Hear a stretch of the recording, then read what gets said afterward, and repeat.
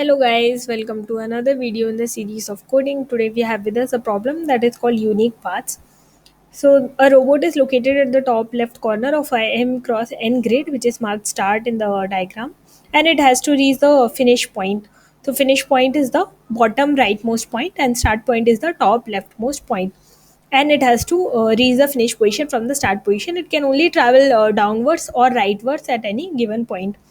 So let's try to understand the logic of the code to find the number of paths it can take to reach the finish point from the start point. Suppose we have a 2 by 2 grid, okay, and let me mark the start using green color and let me mark the finish point using blue color. So how many ways are there to reach the finish point from start point? So you can see in this example we have first way is this: first you travel right and then down. Another way is you travel down and then travel right. So you have two possible ways in this particular case, okay. Let's try to take another example. Maybe we take a bigger matrix now. So 2 cross 3, and again we have this as the start position which is marked with green, and we have the final position which is marked with blue. Okay, so we have to find number of ways to reach the final position from start position. So let's try to draw out the number of ways. So you can travel right and then right again and then one time down, so you will reach the final point. Or you can travel one time down and then right again, and you can reach this particular point. That is one more way. So you can travel right and then you can travel down and then you can travel right again. So there are three possible ways in this case, okay. No other way is going to be possible, okay. So if suppose I take some way like this is not possible because you cannot travel upwards, right? So this is not possible. So there are only three possible ways to reach the final point.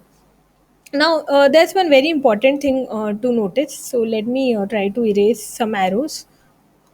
So in this, what we can notice is if the robot has to reach the final position, it is only coming from two boxes which are adjacent to it. Okay, so it is coming from either this box which is adjacent to it this way, or from this box which is adjacent to it in this way. So if you reach these two boxes, okay, then you can reach the final box. So if you reach this particular box, then you can travel rightwards and you can reach the final box. If you reach this particular box, then you can travel downwards and you can reach the final box. There are no other ways to reach the final box, right? So you cannot reach the final box from, say, any other box. So you cannot reach the final box from maybe a box which is adjacent to it in this way, because you cannot travel leftwards, right? So you cannot reach like this. Or maybe if you have a box like this, again you cannot reach the final box from this particular box, because you will again have to travel either leftwards, so which is not allowed. If you try to travel like this also, you'll have to travel down and then leftwards, so that is not allowed.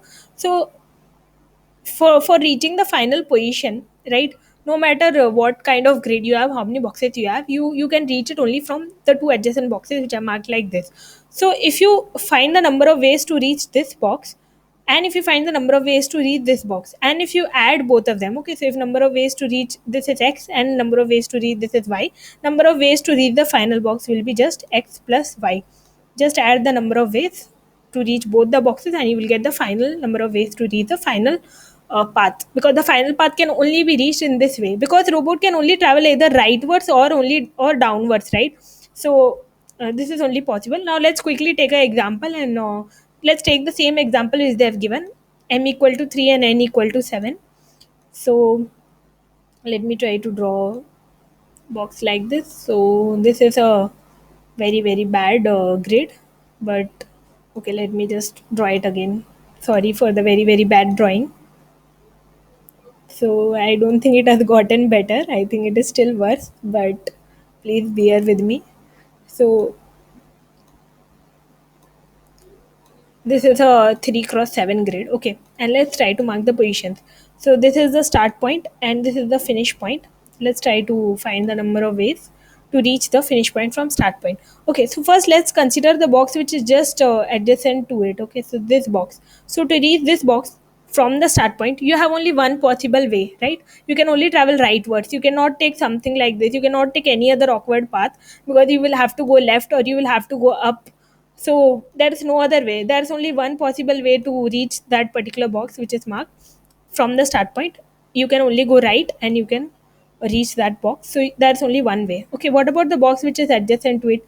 It is the same, right? You cannot take any path like this, or you cannot take any other path like this. You will only have to go rightwards. So you take one right from the start point, and then again one more right from the start point, so you will reach that particular box. So there is only one way.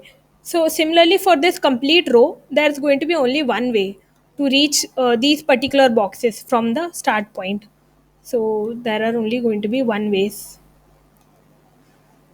So for reaching any box in this row, there's only going to be one way. Similarly, for these particular boxes, again there's going to be only one way. You can only go down. Okay, you can only go down from the start point, and you can only that's the only way you can reach here. You cannot take any other path, maybe something like this. If you are thinking you will have to go left, which is not allowed. So okay, there's only one way. So let's try to find out for this particular box now. So for this particular box, you have to find the number of ways by adding these two ways, right? So if you reach this particular boxes which are shaded, okay, if you add the number of ways to reach them, then you will get, so 1 plus 1 is 2, right? 1 plus 1 is 2. So one way to reach this box and one way to reach this box. So there will be two ways, right? So either you reach this box, go right, or go right, or reach this box and go down. Okay, let's try to find for this box. There will be three ways, because you will have to add these two boxes, right? So 2 plus 1, 3. So you will get 3. Okay, let me try to maybe mark in a different color so that it's clear. Okay, next, to find for this box, you will have to add 3 plus 1, and you will get 4. Okay, so if you reach this box, you can go right. If you reach the above box, you can go down, and you can reach this final box. Okay, to reach this box, similarly, you will have to add 4. 4 plus 1, so you will get 5. Similarly, to reach the box which is again adjacent, you will have to add 5 and 1. So you will get 5 plus 1. That will give you 6. Okay. So I have stopped my coloring the boxes, but you can understand. Okay. Then to reach this particular box, so you will have to add 6 plus 1. So that will give you 7 for this particular box. Okay, so you can do the working. Similarly, you will just have to add the numbers which are left of it and above it. So 1 plus 2 will give 3, and then 3 plus 3 will give 6. 6 plus 4 will give 10. 10 plus 5 will give 15. So please forgive me for the bad shape of my drawing. 15 plus 6 will give 21. 21 plus 7 will give 28. So finally you will get 28, which is what you have to return. This is the final answer that you have to return, and number of ways is 28. So for finding for any particular box, you have to just remember you have to add the ways which are to reach the box adjacent left to it, and the box which is adjacent upwards to it. So you can use a DP array dynamic programming approach to solve this particular thing, and that's what we are going to do. So it's going to be simpler. So we'll declare a vector of vectors in C++. So vector int, and I'm going to call it DP itself, which is short for dynamic programming. And first, it's going to be a vector of vectors of sizes m, and then again I will have to give vector int that is going to be of size n. Okay, and initially I will so vector int, and it's going to be of sizes n, and initially I can give any value inside the boxes, right? You can give 0, you can give 100, you can give 1000, you can give anything, it doesn't matter, right? So any value you can fill it with initially, because anyway we are going to fill all the values one by one. So I'll give 1 for now. Okay, why I've given 1 is because, you see, I will have to make these rows 1, these rows and these column values are 1 by default, because there are only one ways to reach this particular value. So what I'm doing is, initially I'm giving everything itself 1, right? So for the entire grid, I'm making all the boxes have the value of 1 1 1. So I need not go separately, and I need not initialize the first row as 1 and the first column as 1. So initially itself I'm filling the entire grid with value 1, so that's why I've given 1 here. So it just makes things easier for us.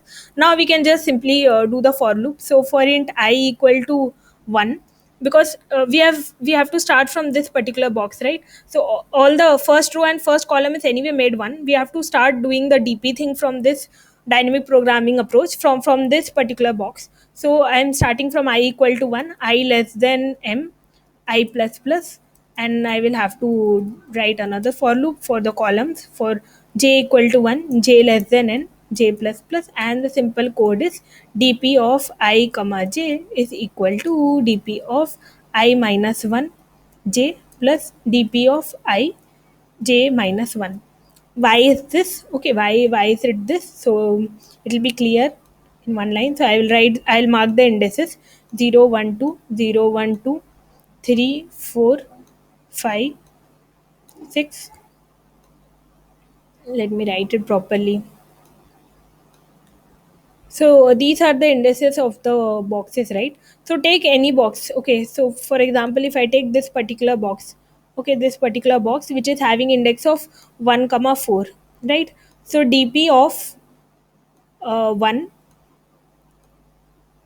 row 1 and column number 4. So dp of 1 comma 4 will just be the value of dp stored in the box which is this left to it, plus in the box which is above it, right?